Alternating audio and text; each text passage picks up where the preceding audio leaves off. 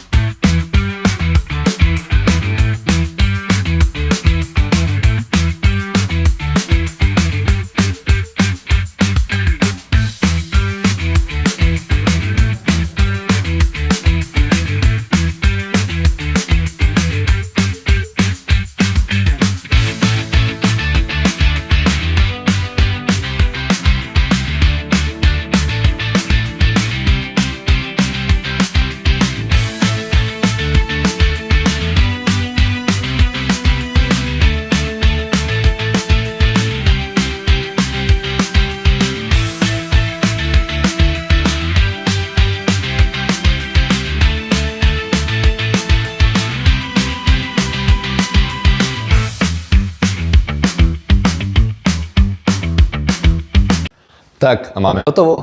Tento dubový stôl som vyrobil ako tombol na náš futbalový ples, ktorý sa uskutoční 14. februára. Všetci ste pozvaní, a kto nemá ešte lístky, tak rýchlo si kúpte.